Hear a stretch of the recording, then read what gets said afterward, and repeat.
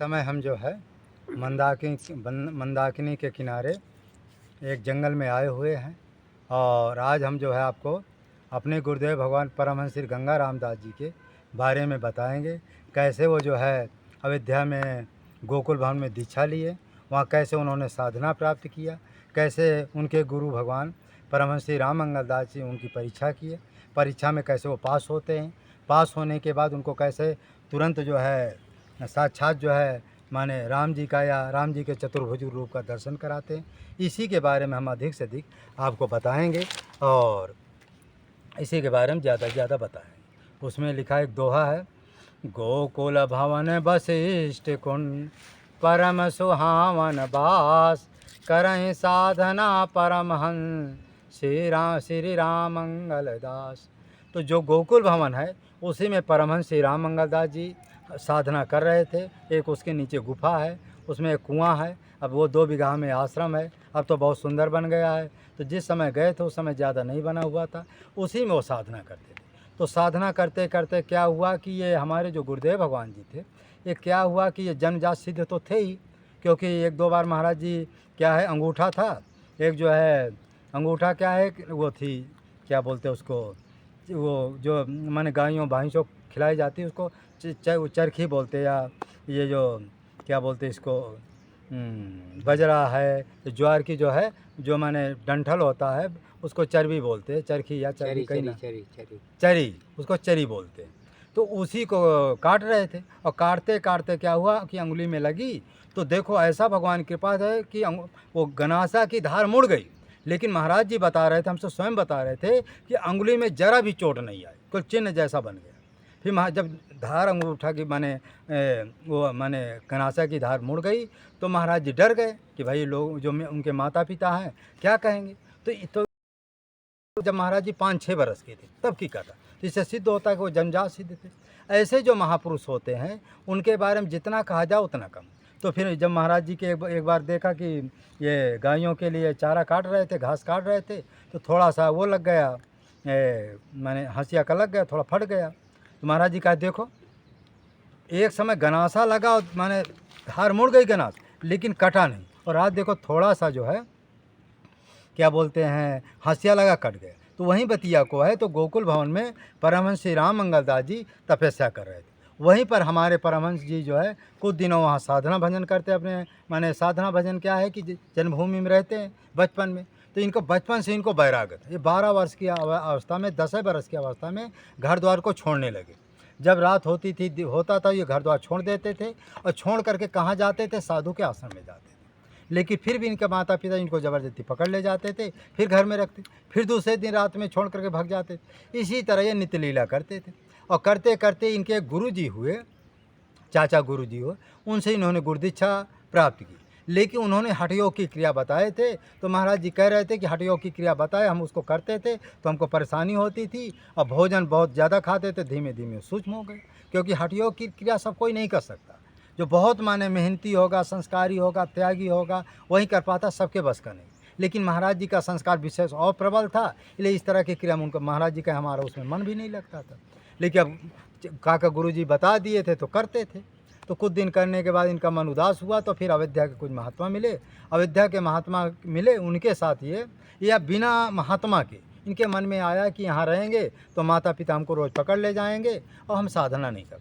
इन्होंने चुपचाप रात में उठे और चल दिए अयोध्या। अयोध्या में जहाँ भी महाराज जी कह रहे थे, जहाँ हम जाते, जिस आश्रम में जाते थे, वो आश्रम में 1 दिन 2 दिन रुकते थे। वो महात्मा से चलो हाँ चालू है वैसे। हाँ, तो फिर क्या हुआ कि महाराज जी कह रहे थे कि जिस आश्रम में जाते थे 1 दिन 2 दिन हम वहाँ रुकते थे। रुकने के बाद वो महात्मा जी से कुछ पूछते थे तो सभी कहते थे संस्कृत कौमुदी पढ़ो, क्योंकि बालक थे, 10-12 साल के बालक थे, सभी के मन में हो इसको संस्कृत पढ़ाया जाए। तो महाराज जी 1 दिन 2 दिन रुकते थे, रात में फिर वहाँ से चलते थे। इस तरह महाराज जी कहते कई आश्रमों हम गए, सभी लोग हमको अपना शिष्य बनाना चाहते थे, क्योंकि छोटी उम्र थी और सेवा भी महाराज जी कहते हम बहुत करते थे, ये सभी के मन में थे कि हमारा शिष्य बन जाए। इसलिए महाराज जी कहते थे 1 दिन 2 दिन रुकते थे, जब वहाँ से हमको कोई ज्ञान की प्राप्ति नहीं होती चल। तो चलते चलते हम जब अयोध्या गए तो अयोध्या में हम घूमते रहे, कोई हमको अच्छा महात्मा नहीं मिला।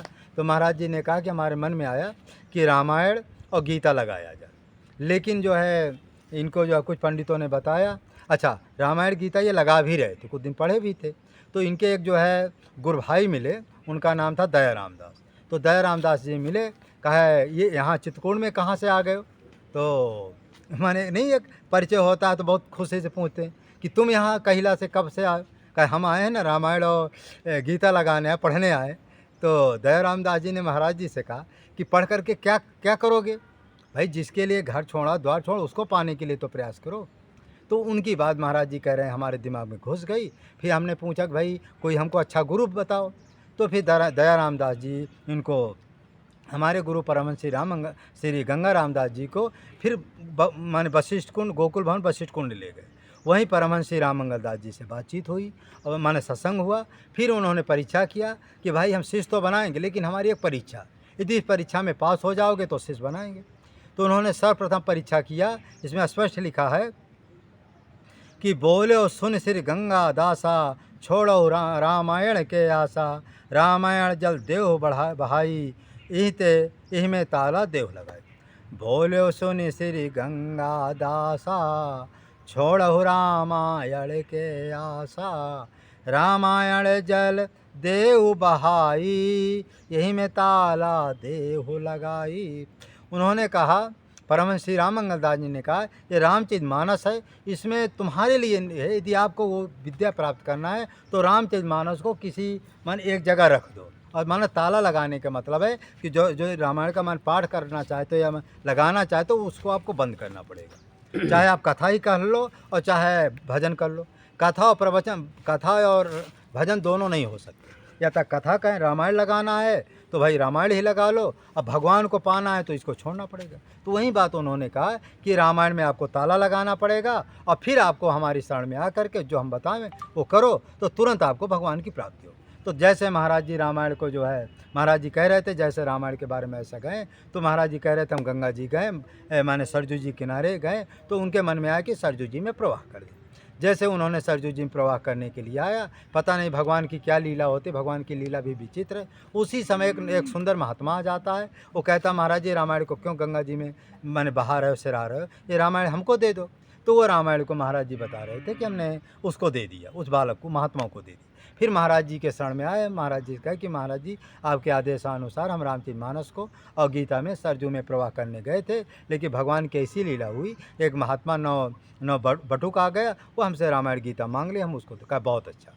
वो भी पता नहीं भगवान की लीला किस रूप में कौन आ जाए कोई नहीं जानते, क्योंकि साक्षात परमात्मा थे। परमात्मा के हाथों से लेने वाला तो देवी देवता भी आ जाते हैं। तो देवी देवता तो महाराज जी के यहाँ, बड़े महाराज जी के यहाँ हमेशा आते जाते रहते।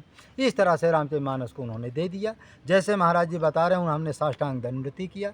जैसे महाराज जी का हमने साष्टांग दंडवती किया, तैसे परमहंस श्री राम मंगल दास जी महाराज जी अपने दाहिने अंगूठा जो है सिर में रख दिया। तो जैसे सिर में रखा तैसे राम जी का चतुर्भुज रूप के दर्शन महाराज जी भी बता रहे थे। कई गुरु भाई हमसे बताएं कि महाराज जी को सीधा चतुर्भुज रूप का दर्शन हो। जैसे चतुर्भुज रूप का दर्शन होता है तो महाराज जी कहने लगे परमहंस जी को हमने सब कुछ मान लिया।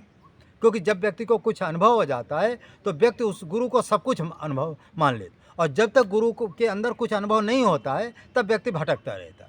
यही हमारी लोगों से प्रार्थना विनती है कि हमेशा ऐसे गुरु के पास जाओ, ऐसे गुरु के पास जाओ, कुछ आपको अनुभूति प्राप्त हो, कुछ उसके अंदर हो, तभी उसको गुरु बनाओ। नहीं तो कहते हैं ना, गुरु लालची चेला लोभी, नरक में हो वह ठेला ठोली।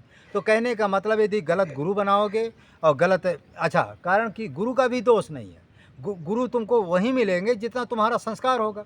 और तुम घर से चलते हो, कभी किसी के आश्रम में जाते हो तो पहले तुम्हारे मन में होता है कि महाराज जी के यहाँ बढ़िया आश्रम होना चाहिए, बढ़िया लैट्रिन बाथरूम अटैच कमरा होना चाहिए, बढ़िया खाने पीने को सुख सुविधा होना चाहिए, ऐसे गुरु को हमको चाहिए।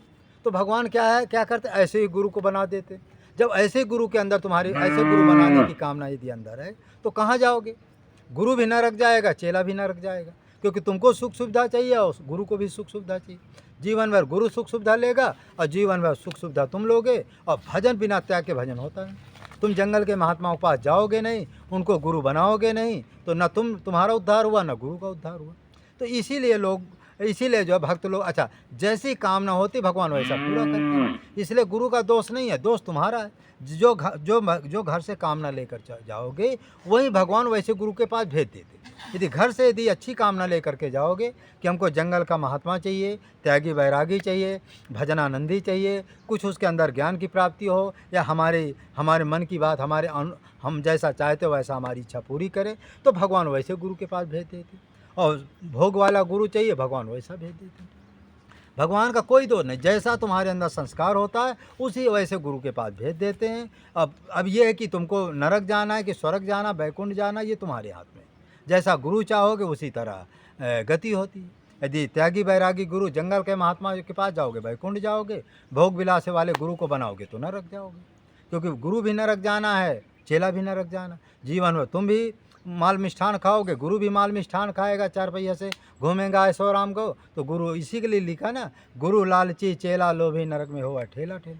यही बतिया को बार बार कहते हैं महाराज जी। रखही न धन यरु करही न चेष्टा, सूरत शब्द योग उपदेष्टा। कर तप घोर दरस हरि पापा, तिनहि दुर्दरस गुरु नयन जुड़ावा। तो कहने का मतलब है रखई न धन यरु करई न चेष्टा। जो परमहंस श्री राम मंगल दास जी थे वो कभी भी पैसे को संग्रह नहीं करते थे, यहाँ तक कि पैसों को छूते भी नहीं थे। इस तरह के परमहंस जी को गुरु मिले, हमारे गुरुदेव भगवान को गुरु मिले। जब इस तरह के गुरु मिलेंगे, ऐसे गुरु के पास जाओगे तो स्वाभाविक तुम्हारे अंदर भी त्याग बैराग हो गए, परमहंस सम योगी जैसा। फिर कहते हैं सूरत शब्द योग उपदेश। फिर परमहंस श्री राम मंगल दास जी हमारे गुरुदेव भगवान को सूरत शब्द राजयोग का उपदेश। सूरत शब्द योग का मतलब है निर्गुण राम नाम का उपदेश दिया, और राम मंत्र और खड़ाक्षर सगुण राम नाम का मंत्र का उपदेश दिया, निर्गुण राम नाम का मंत्र का उपदेश दिया। सगुण का अर्थ होता है राम मंत्र और जानकी मंत्र, जो खड़ाक्षर है ये सगुण मंत्र है। निर्गुण का मंत्र होता है राम जी का ध्यान, जिसको निर्गुण राम कहते हैं। माने सगुण और निर्गुण, उसमें लिखा है कि सरगुण की सेवा करो, निर्गुण का धरो ध्यान, निर्गुण सरगुण के परे तहाँ हमारा ध्यान। तो जिन निर्गुण और सरगुण के जो परे होता है उसको सूरत शब्द राजयोग कहते हैं, उसी को निर्गुण राम नाम कहते हैं। उसी विद्या को परमहंस श्री राम मंगल दास जी हमारे गुरु परमहंस श्री गंगा राम जी को दे दिए। और जैसे महाराज जी कह रहे थे कि जैसे हमने 10 दिन 15 दिन उसका ध्यान किया, तो ध्यान करते करते हम देखे कि एक बार हमने पाताल लोक में चले गए। जब पाताल लोक में हम जाते हैं तो शेष भगवान जो पृथ्वी को धारण किए हुए हैं, और हम भी वहाँ देखे तो महाराज जी बता रहे थे कि हमने देखा कि परमहंस जी शेष भगवान जो है बहुत दिनों से पृथ्वी को धारण किए हुए हैं, और वहाँ तमाम बड़े बड़े सिद्ध महात्मा घूम रहे हैं। तो महाराज जी कहे शेष भगवान से कि पृथ्वी को बहुत समय तक धारण किए हो, अब कुछ समय के लिए पृथ्वी हमारे सिर में रख दो और जिससे कुछ तुम रेस्ट ले लो। तो शेष भगवान ने कहा नहीं, ये बहुत हो जाना, ये तुम्हारे बस की नहीं है। जैसे सभी सिद्ध महात्मा भ्रमण करते हैं उसी तरह तुम भी भ्रमण करो, जाओ।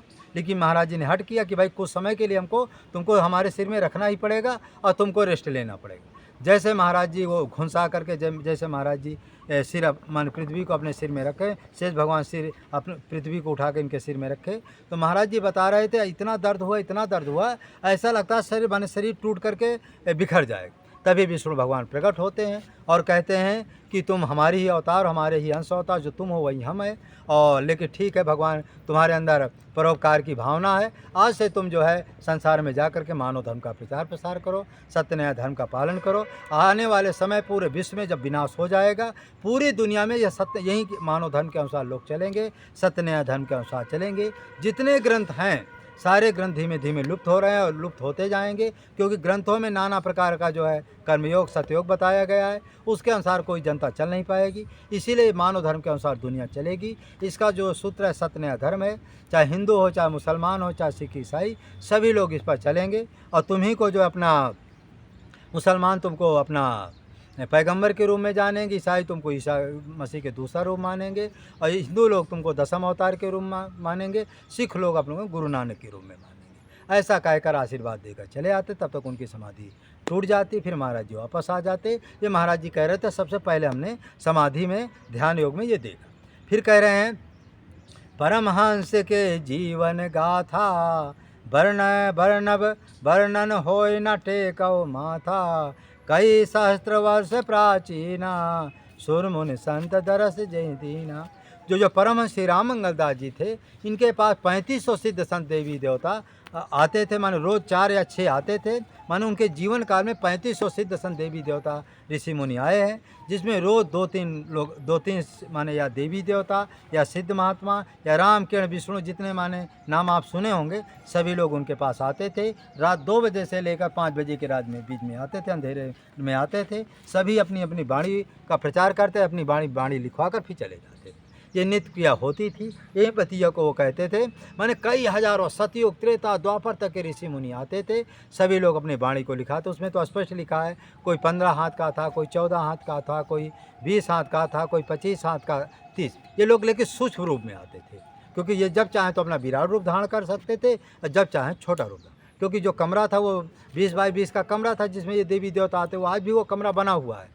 आप अयोध्या में जाएंगे, बजरंग भवन है, उसी में ये देवी देवता आते थे। आज भी वहाँ महाराज की मूर्ति है, वो कमरा ज्यों का त्यों बना हुआ, उसमें आज भी आप लोग दर्शन कर सकते हो। वहाँ एक पटिया बनी हुई है और उसकी संगमरमर की, वही पटिया में महाराज जी बैठते थे और तमाम ऋषि मुनि यही बतिया को इन्होंने कहा। सब आपन पद दीन हो सुनावा, परमहंस श्री जी को लिखवावा, तहीं पर आप जगत को दीन हो, भक्त जनाते संग्रह कीनो।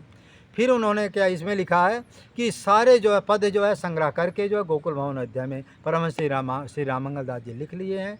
और उसमें जो है परमहंस जी को सभी देवी देवता ने लिखवाया, और उसमें जगत के कल्याण के लिए वो ग्रंथ लिखा गया है। और जो भक्त थे उनको संग्रह करके ग्रंथ लिखवा लिया। अब इस ये ग्रंथ माने किया गया। अब ये देखिए, ये महाराज उन्हीं ग्रंथों में ये एक ग्रंथ है। ये क्या लिखा है इसमें, भक्त भगवान चरितावली एवं चरिता अमृत।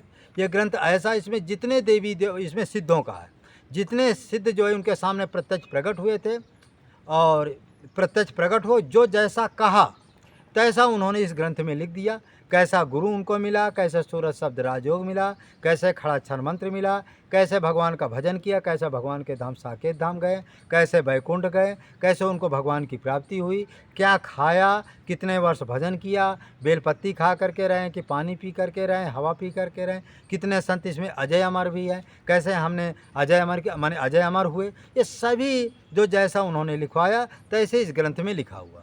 एक दूसरा ग्रंथ है ये हमारे पास, ये है बैकुंठ धाम का अमृत फल। इसमें महाराज जी की निजी वाणी है, छोटे छोटे शब्द में है, जैसे 2-3 वाणी हम दिखा सकते हैं आपको। इसमें लिखा, सादे कपड़ा पहनो, सच्चाई से रहो, परिवार का पालन करो, किसी से बैर ना करो, सबके सुख दुख में शामिल रहो, बेईमान का अन्न ना खाओ, इसका असर 21 दिन रहता है, मरने पर नरक का प्रेत होना पड़ता है। तुम तकलीफ़ सह लो, दूसरों को आराम पहुंचाओ, भिखारी के दरवाजे पर आवे उसे एक मुट्ठी भीख दे दो, खाली हाथे लौट ना जाए। जब तुमको फुर्सत हो तब आधा घंटा जिस देवी देवता से प्रेम हो उसका जप करो। किसी की जीव का जाति हो तो झूठ बोल दो, वैसा झूठ ना बोलो। सबको सब कुछ प्राप्त हो जाए। बेखता बेकसूर कोई गाली दे तो दुखी ना हो, क्रोध ना आवे, उसके हाथ जोड़ दो। यह भजन खुलने की कुंजी है।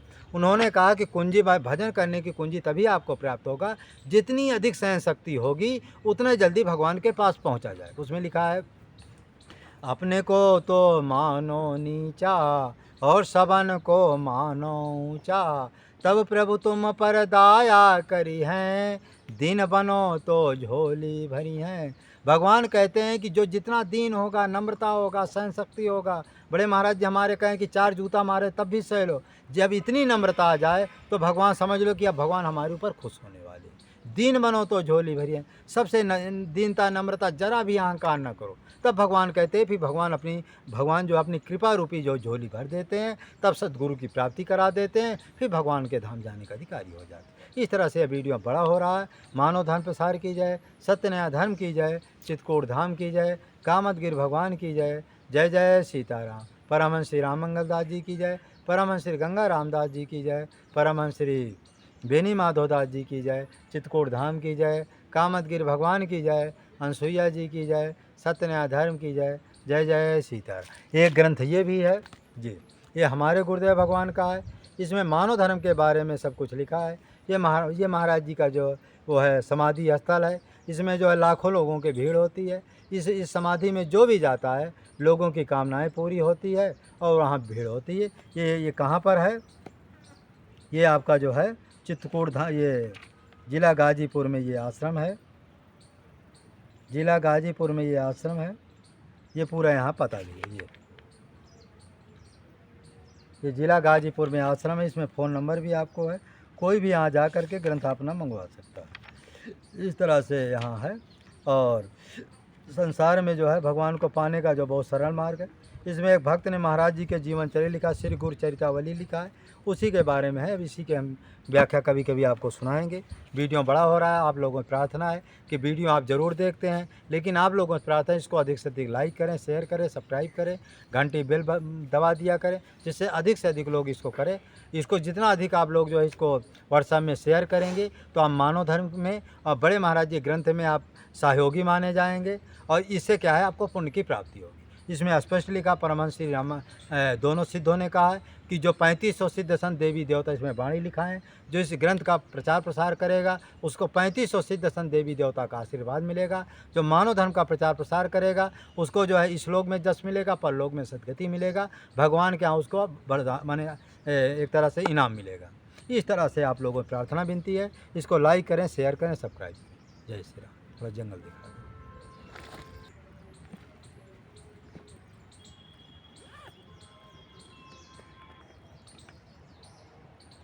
मैं वहाँ तक जाऊँगा तो वहीं तक दिखा दो, गाड़ी लेके आओ।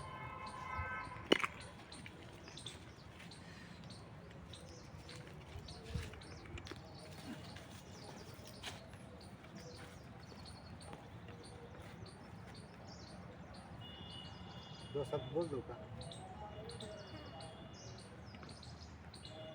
वहाँ धूप है, थोड़ा आगे बढ़े आप। हम इस समय जो है इस समय हम जो है मंदार के किनारे आए हैं। हमारा लक्ष्य रहता है कि जो जंगल के त्यागी, वैरागी, उदासीन, उनके पास आटा नहीं है, दावल नहीं है, चावल नहीं है, या खाने पीने की सुख सुविधा नहीं है, तो हमारा लक्ष्य रहता है कि जंगल में जो भी इस समय पानी की बरसात की वजह से कोई सेठ साहूकार भी नहीं जाते। हम जहाँ भी जाते हैं लोग अपनी समस्या बताते हैं। कल भी एक महात्मा जी को हमने बहुत कुछ दिया है, आटा, चावल, दाल, घी, चीनी, शक्कर, मेवा इत्यादि भी दिए। तो उनको तकलीफ़ थी, परेशानी थी, जंगल से बेचारे आए थे, अपनी समस्या सुनाए तो हमने उनकी सहायता की। यही होता है, यदि आप लोग देते हैं तो जंगल के महात्माओं का हम सेवा करते हैं। इससे क्या है कि तुमको भी महान पुण्य के भागी होंगे, और हमें तो मान लो दोगे तो पहुंचाएंगे, नहीं दोगे तो हम अपने वीडियो बना कर डाल देंगे। यदि आप लोग सहायता करते रहेंगे तो जंगल के महात्माओं का वीडियो बना कर डालते रहेंगे, क्योंकि अब हमको जो है हमारे जो डॉलर बनते थे वो ख़त्म हो गए हैं। अब हमको जंगल वो कंपनी की तरफ से कोई डॉलर पालर मिलना नहीं है।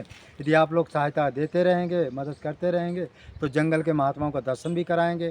क्यों कारण है क्या, हमारी कुटी से जो महात्मा टाटी घाट है या जहाँ जहाँ महात्मा जंगल में, सब 25 किलोमीटर 30 किलोमीटर दूरी पर है। आने जाने का डेली हमारा जो है 100 रुपया 200 रुपया डीजल पेट्रोल का गाड़ी का खर्चा होता है। अच्छा, जिस महात्मा के पास जाते हैं तो हमारा लक्ष्य रहता है 200-300 का सामान लेकर के भी जाएँ, और यदि पैसा नहीं रहता है, गाड़ी का डीजल पेट्रोल नहीं रहता है, फिर हम नहीं जा पाते, फिर हम अपना ही वीडियो बनाकर डाल देते। तो वही हमारी प्रार्थना